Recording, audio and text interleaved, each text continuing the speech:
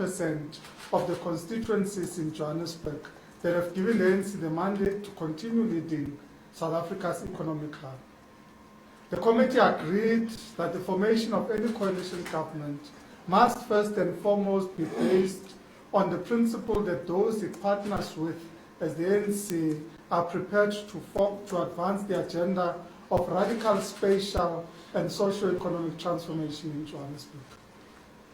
And I think I should make this point very clear, because we have been engaging with other political parties, and the starting point of engagement with all political parties has been around our program of socio-economic transformation, our program of spatial transformation, our program of reversing a city that is defined by inequality and inequity and inequitable access to the urban environment. So our basis of engagement has not been about give and take, it has been about how do we advance socio-economic transformation. And it is those parties that are prepared to discuss a program of socio-economic transformation that we've been engaging with. Under an ANC-led Johannesburg government, a groundbreaking socio-economic transformation policy was developed to enable the city to partner with communities to deliver municipal services. This policy led to the establishment of a number of programs, including Josie at Work. This is a program designed to implement the municipal policy commitment to place municipal contracts valued at more than 3 billion rands in the hands of community-based cooperatives and companies. This new program has already reached up to 10,000 residents through 1,100 cooperatives and small companies and enterprises that have been contracted by the city. It was under the government of the ANC that the following interventions and milestones were achieved in our bid to reverse apartheid spatial design legacies in the city and improve the quality of life of all the residents of Johannesburg. We developed the Vulindlele Josie program that saw the city form a solid partnership with non-profit organizations such as Harambee, tertiary institutions, and more than 200 established companies to create opportunities for up to 200,000 young people in Johannesburg. These opportunities include online further education, which also entails a matric rewrite program, as well as entrepreneurship skills development and entry-level job training and placement. This was followed by a deal secured with Microsoft in South Africa to train 1 million people in Microsoft skills over the next 5 years as part of our skills development program. We've activated more than 1,000 free Wi-Fi hotspots for residents to use for various online needs, such as job hunting, homework, and even running small businesses. We've introduced e-learning access in several city libraries for residents to empower themselves with digital skills and upskill themselves to be able to access various economic opportunities. In fact, talking about libraries, we've secured a partnership with the New York City Library to ensure that their online facilities become available to the residents of Johannesburg. As you would know, New York City has the largest library collection in the world, and we've ensured through our partnership with the City of New York that these facilities become available to the people of Johannesburg. We've introduced an e-filing system in public clinics that has seen retrieving and processing patients' files easier and faster to subsequently reduce time spent manually to generate this and send through to doctors before attending to patients, and reduce the time spent in queues at our health facilities.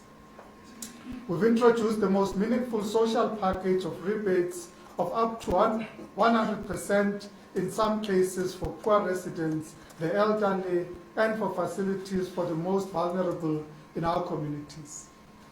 An ANC local government made the city the first in the country to introduce alternative energy power sources that enabled us to electrify informal settlements whilst also reducing total reliance on traditional Eskom power supply. The city also became the first in using hydropower and sludge to produce power and subsequent and subsequently significantly reduced load shedding in Johannesburg and no load shedding at all in areas serviced by city power.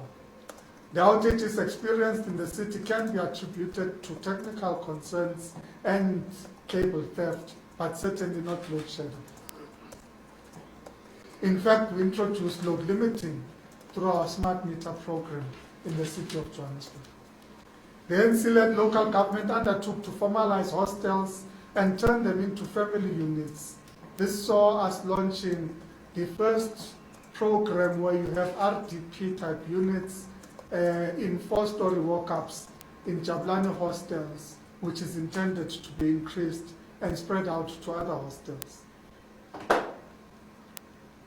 This meant negotiating to resolve the impasse that held back these housing developments. Today, work in transforming hostels continues, and some residents have already moved in to improve family units. In our bid to support local innovation, the city under the ANC government established the Josie My Beginning Innovation Fund to incubate and develop community-based innovations that have the potential to boost service delivery in Johannesburg. About 77 innovators are currently being supported with incubation and funding to develop their innovation and businesses. The innovation support is extended to the establishment of micro malls in the townships, with the first already launched in Ivory Park. The city also purchased land in Aikenhof, south of Johannesburg, to create farming and agro-processing opportunities in a bid to fight food insecurity amongst the 150,000 residents who frequently have no food at all.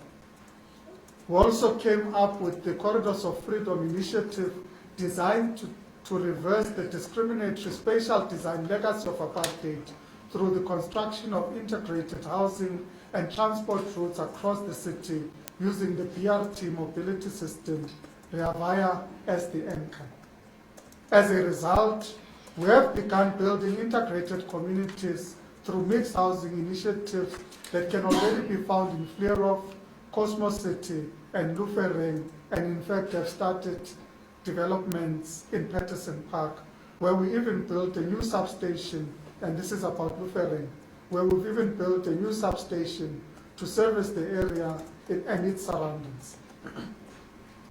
The city has also resolved a significant amount of billing challenges that resulted from the upgrade of our billing system in 2010. This phase also saw crime by established businesses and individuals that almost destabilized the system identified and dealt with by our law enforcement agencies. In the interest of fighting corruption, the ANC-led Johannesburg became the first city to announce and appoint an integrity commissioner to assess all large contracts issued by the municipality. We have also introduced an ombudsman in the city of Johannesburg and ensured that large contracts are subjected to review, to a probity review. We successfully lifted the city from the billing challenges we had to becoming one of the best run cities in the world and earning several rating upgrades from global ratings agencies Fitch and Moody's. These achievements made Johannesburg an attractive investment destination as a progressive city. This is a desirable position for facilitating job creation for Johannesburg residents. All these interventions aimed at delivering to the socio-economic needs of the people of Johannesburg are of an ANC-led municipality. These need to be protected for the work designed to transform the lives of Johannesburg residents, particularly the poor and the youth, to continue. The ANC Regional Executive Committee has already begun a process of engaging political parties represented in the view of forming a coalition government on Monday, the 22nd of August 2016. The outcome of the negotiation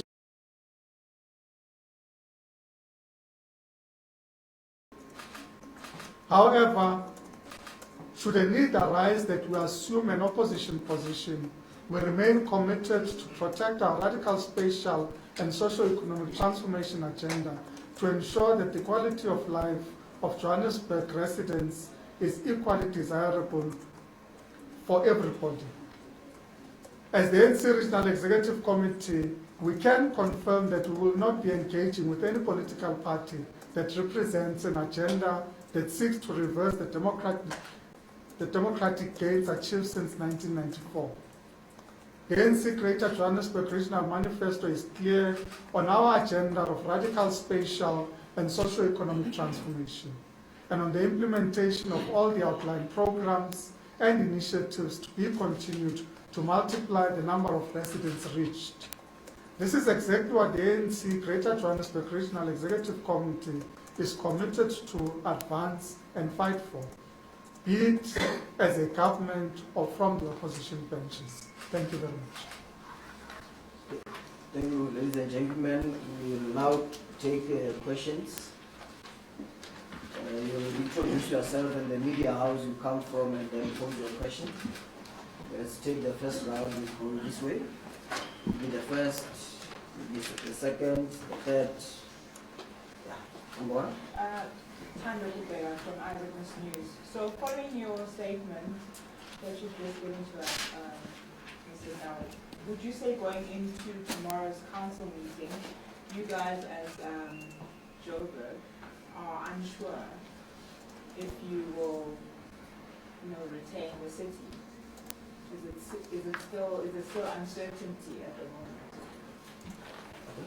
Yeah, I think she more or less took what I was going to ask. But I'm trying to find out, Mr. Tauku, as the NC, when you crunch the numbers, we know that, for instance, in terms of the seats, you have 121.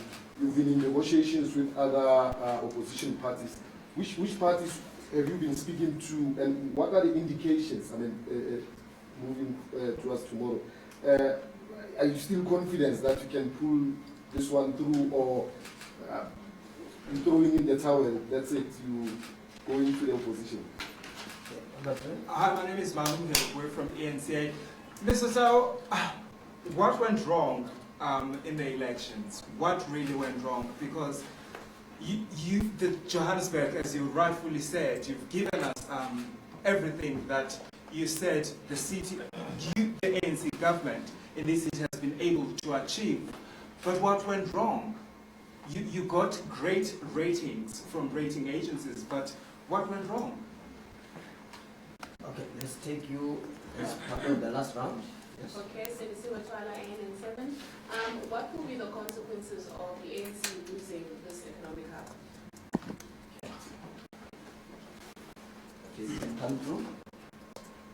Sure, Tito, IFM. Just want to find out as to people, especially Joburg residents, they need confidence ahead of tomorrow. What can you tell them? Thank you very much. Those are the questions. Are we unsure? As we sit here, which parties are we talking to? What went wrong? The consequences and the confidence. Consequences and confidence. Chair. Okay, I'll go first, but I shouldn't take all the questions because we're a panel of 4. We are still in negotiations. The discussions have been ongoing. I can confirm that up until last night, we were still in negotiations with other parties. So we're not in a position to say that it has been confirmed at this stage.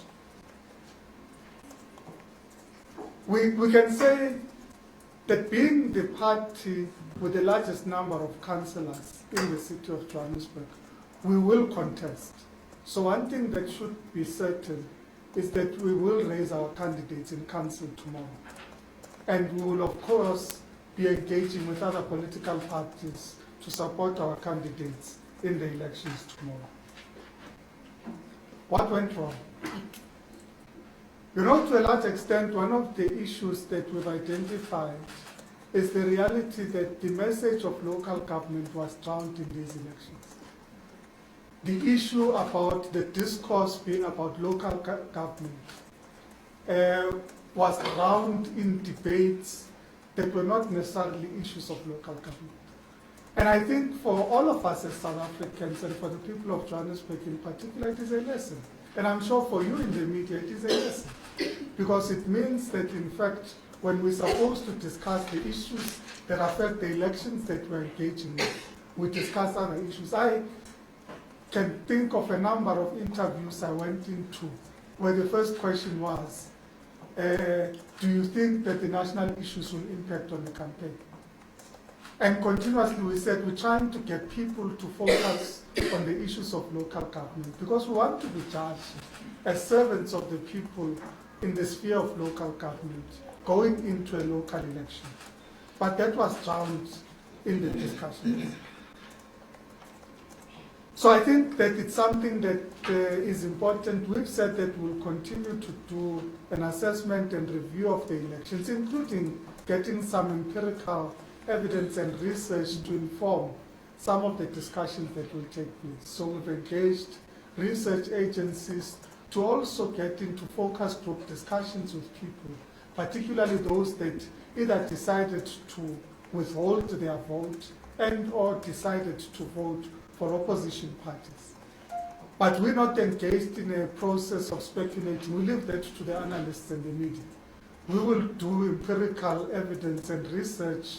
We will do a political assessment of the elections, but we're not going to get into the speculation issues that the media engages in and analyze. And I'm sure it is your duty to contribute to the discourse and discussion.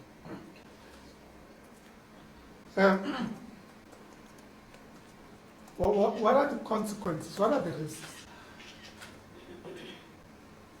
We initiated and implemented programs that are designed to achieve long-term transformation and socio-economic development. So I spoke about using, for example, our broadband network and ICT infrastructure to increase access to education opportunities, because no doubt, if we are to overcome the challenges of poverty and inequality and unemployment, one of the key issues that we've identified is the need to build skills and capability in our community. That's why we partnered with Microsoft, because we've identified, and this is an international study that says, that 77% of the jobs available in the job market by 2022 internationally would require some basic skills in computer literacy and software skills that would be required. So we partnered with the organization that provides the bulk of software in South Africa, which is Microsoft, to say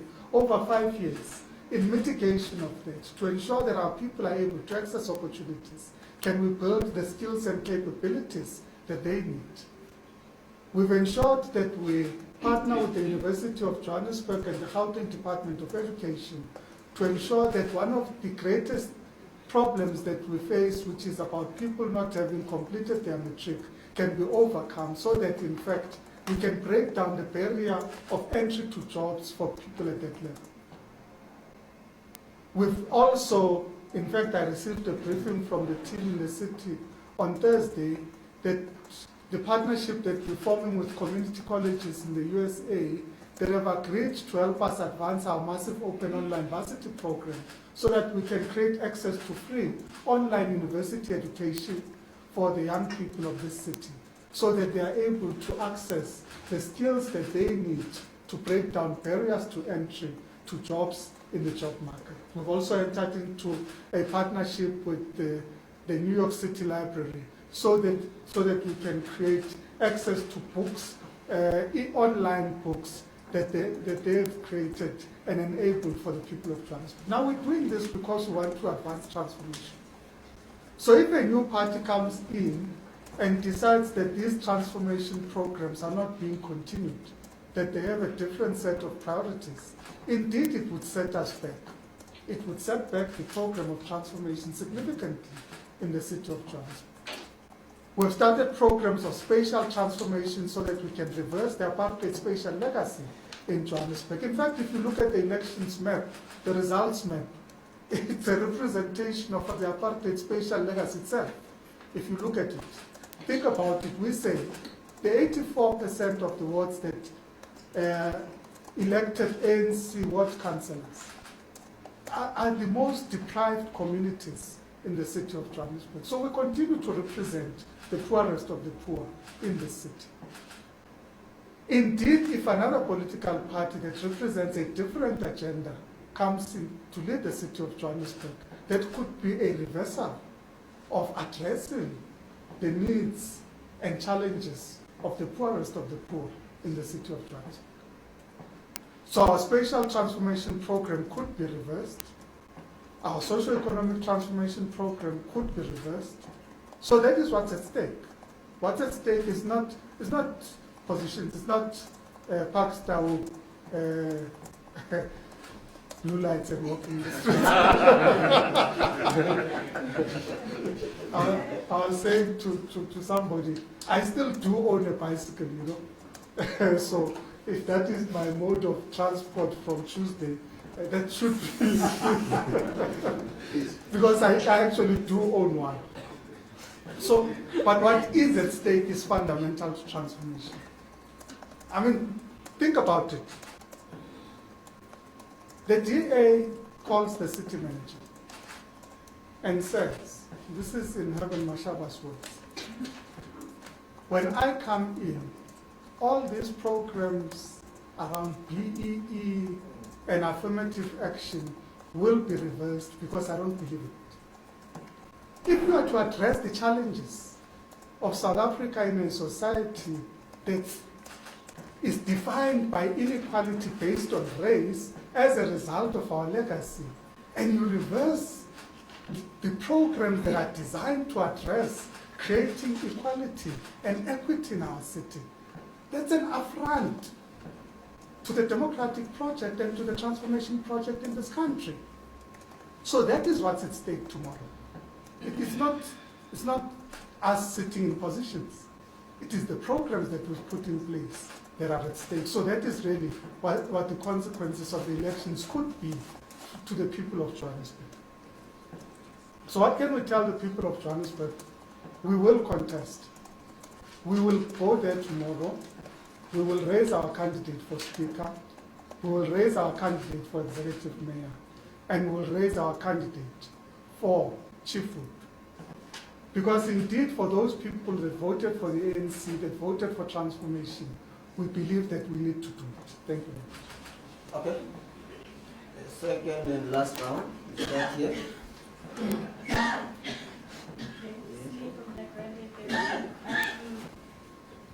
Mayor, Chair, I just wanted to know.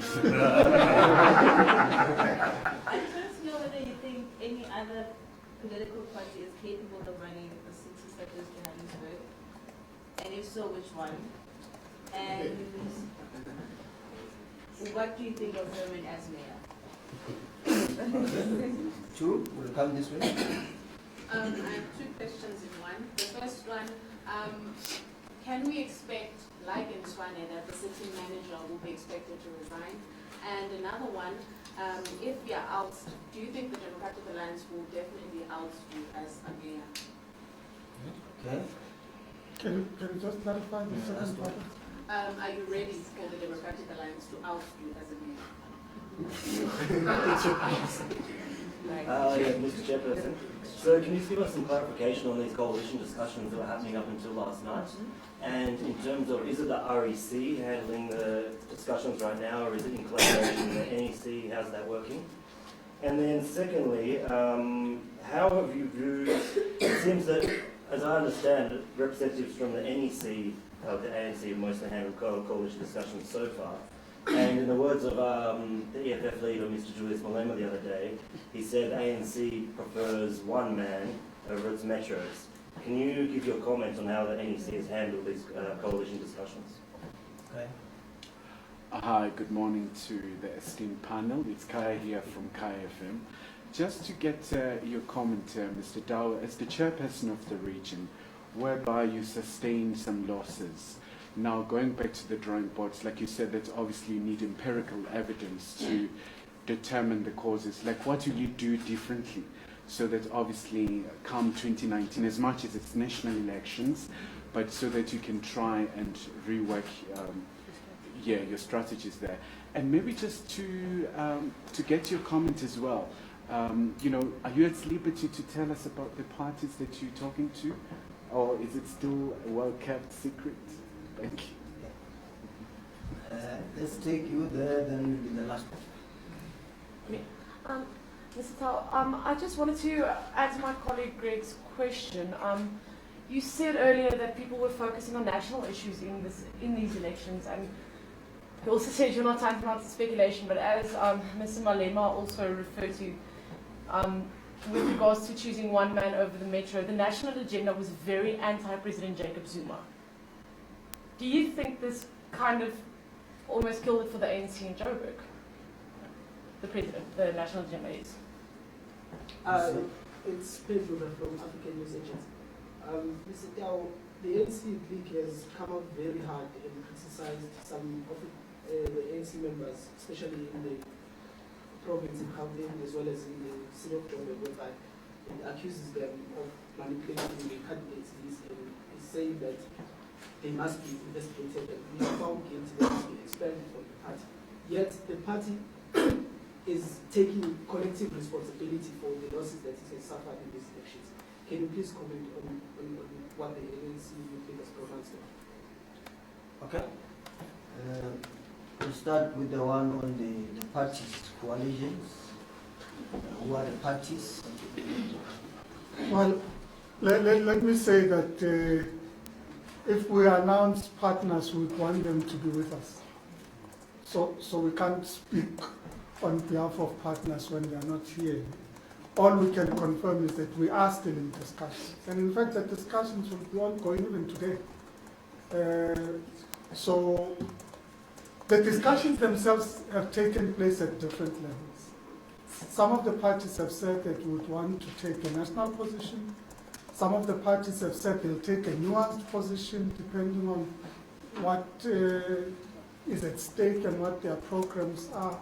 And some of the parties have said that they are prepared to engage at the local level. So it has been very difficult. We've had to coordinate between ourselves, province and national. In certain instances, we've been in meetings where we are there, province and national are there. In certain meetings, we've only been there as the leadership of the ANC in Johannesburg. But I can confirm that the last set of discussions are taking place at the local level. We are now completely responsible for all the discussions taking place in the city of Johannesburg with other political parties. So the discussions yesterday and the discussions today are being handled by this leadership here. I cannot speak on behalf of the city manager. His contract comes to an end, so I suspect that he will stay on, but I can't speak on his behalf. So there's been no ANC position about what should a city manager do when this happens. There hasn't been. It's an individual decision that people make.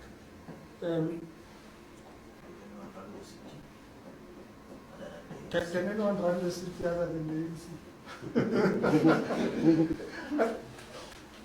Running a city always depends on what you're trying to do with the city.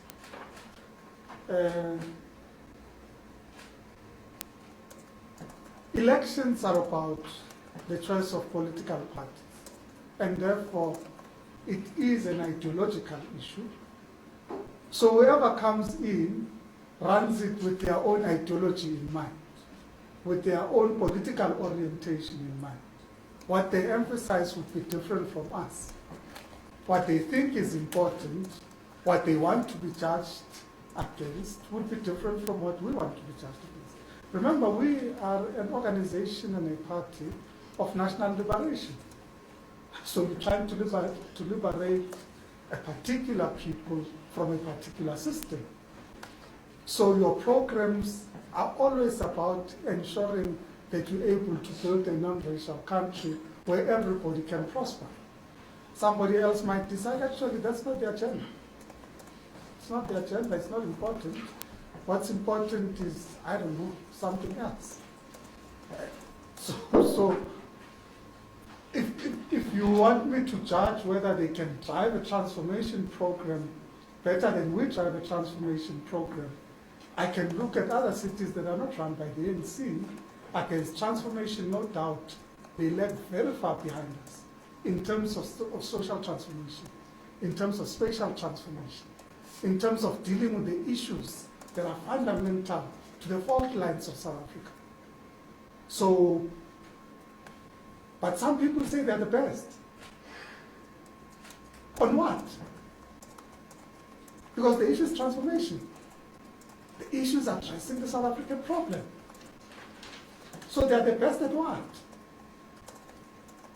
Because give me any indicator that says that they've performed better than us on transformation. It's not true. So can they run cities better? Depends on what you want to measure against.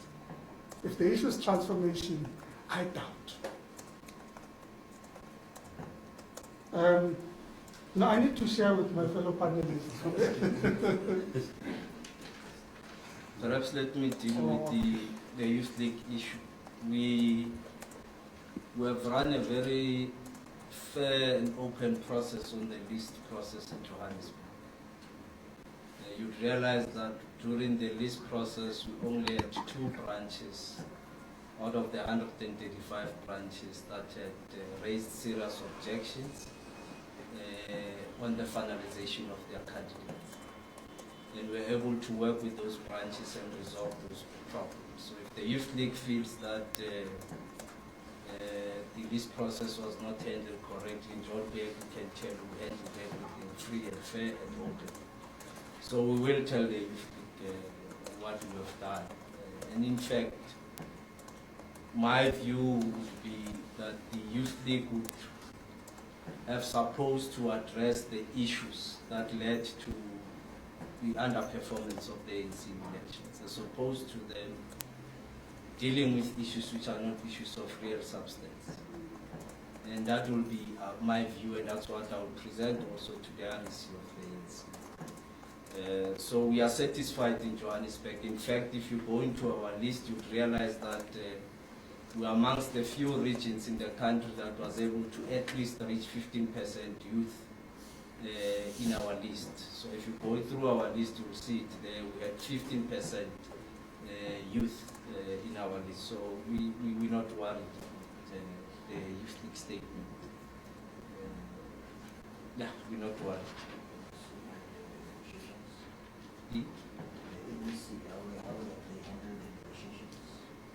Well, the National Executive Committee, as you know, that Secretary General and his team were negotiating with parties at the national level. We were also then given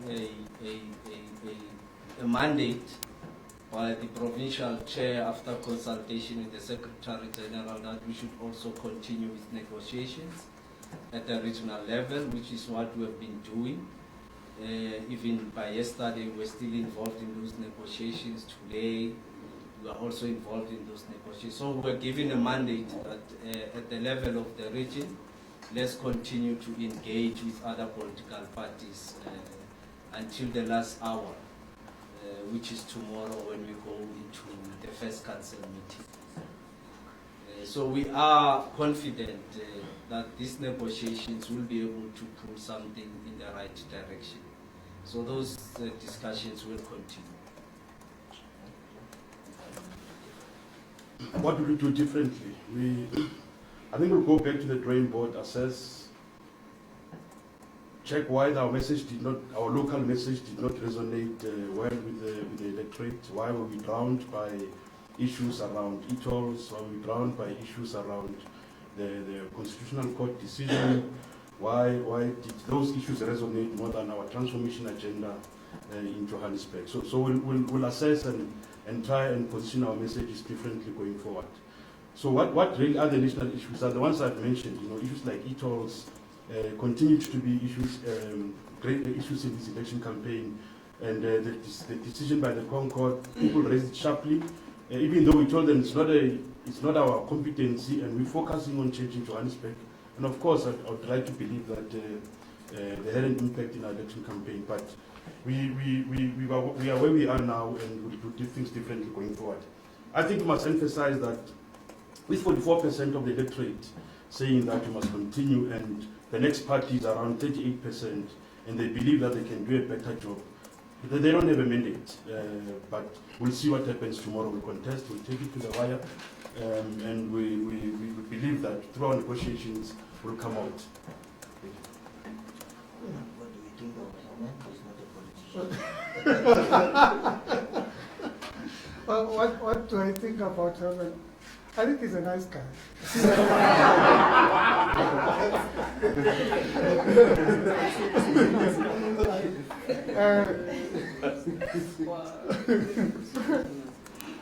I can't judge him as a political person. He himself has said he's not. So I can't judge him as a political leader. After some time, because he's been in politics for how long?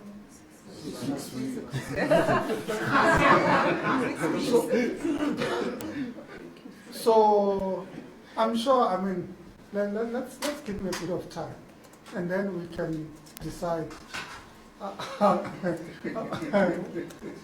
he performs on the political stage.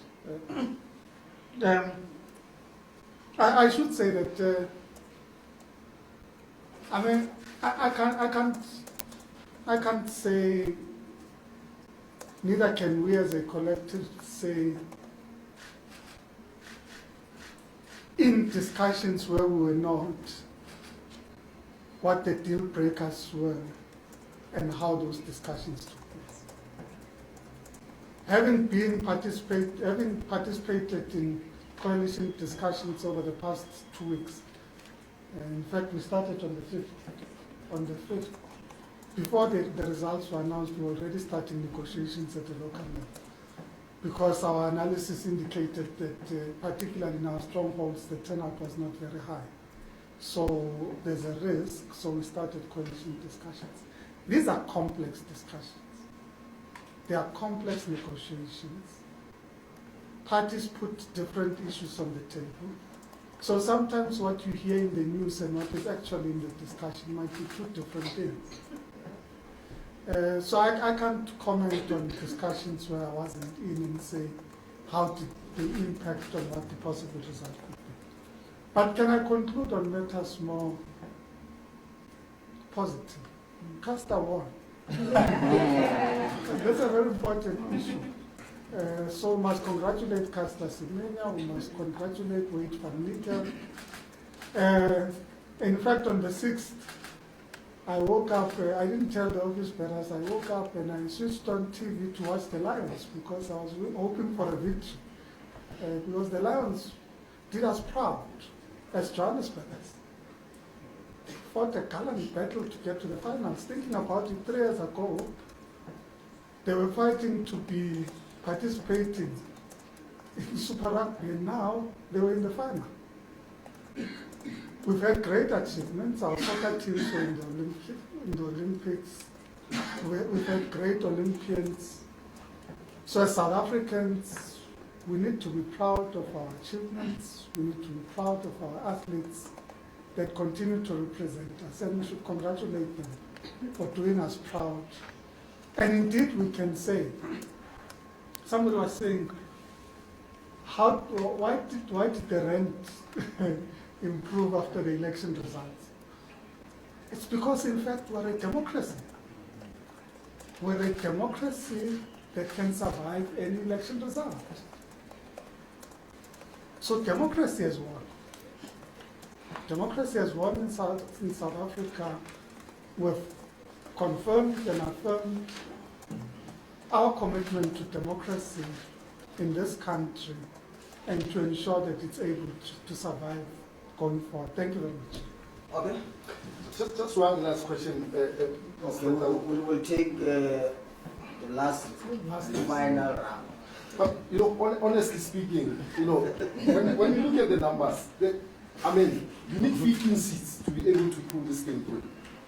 And those smaller parties, among them you have parties that have signed with the DA to say, you know, we are with you.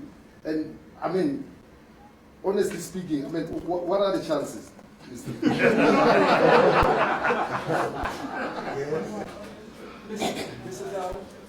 for the eNCA.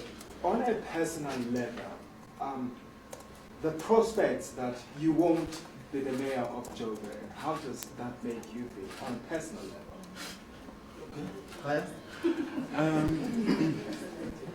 Just one quick question there. You know, during the inaugural meeting in Tshwane, you know, we saw very unprecedented events. With obviously the ANC taking the opposition benches, you know, we saw a bit of disruption. So if you take the opposition benches in Johannesburg, will you perhaps inculcate a culture of discipline? I mean, we've heard about the cadre of, you know, with the cadres being well, you know, behaved and stuff. And so what would be the expectation that you'll have, the decorum that you'll try to maintain? Thank you. Mr. Mayor, I'm used to calling you Mr. Taviso from independent newspapers. I just want to ask, tomorrow is quite close. So what's coming from you seems to be a bit of an uncertainty in terms of what's going to happen.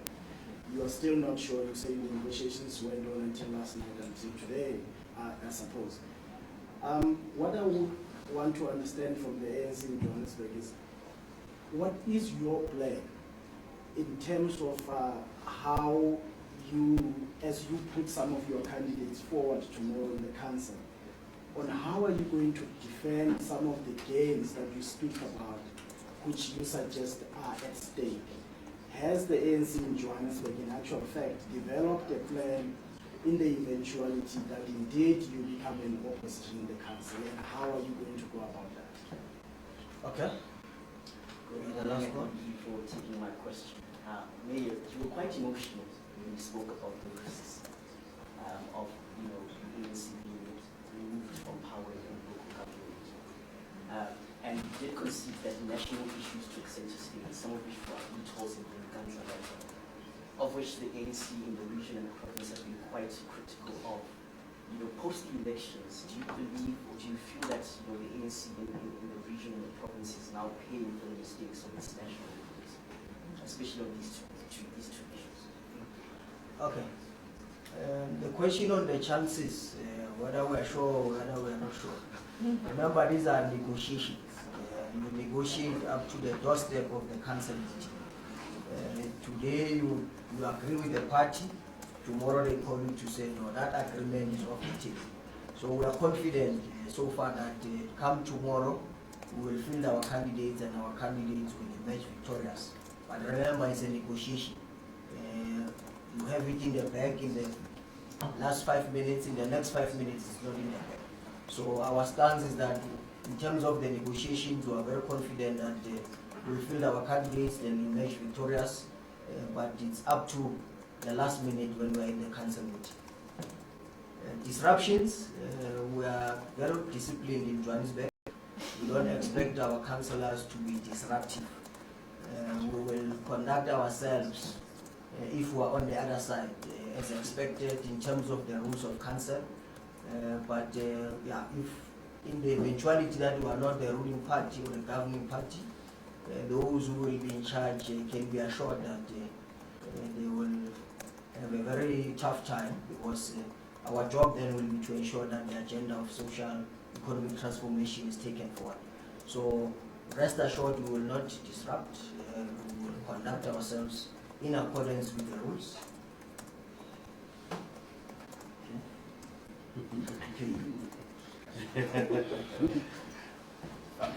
Like we said, we national issues drowned our positive message.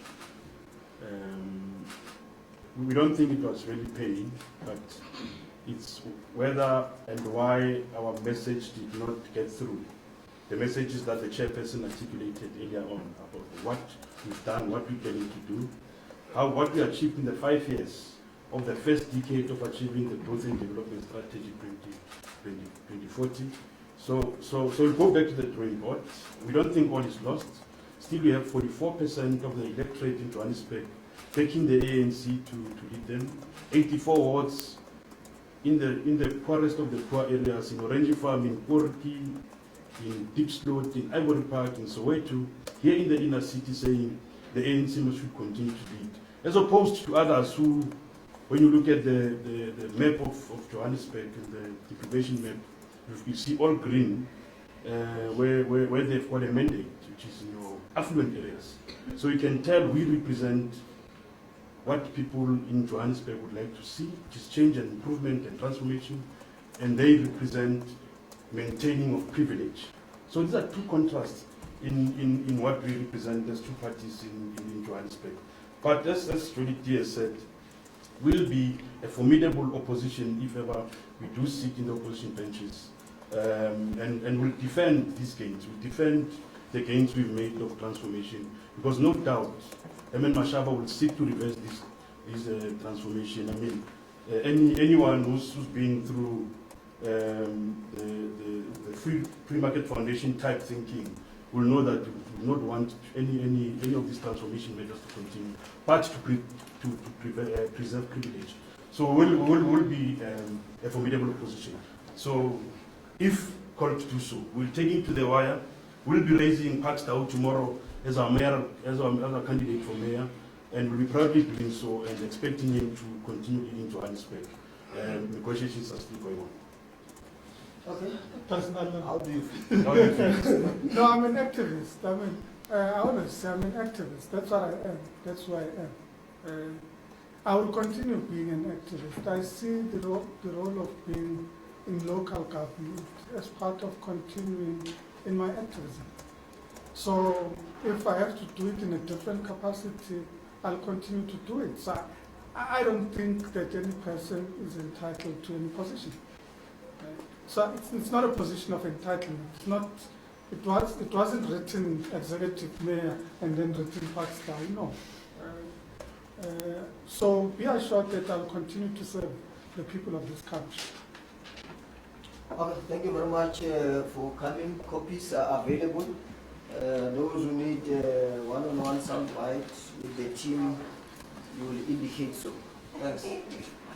Let's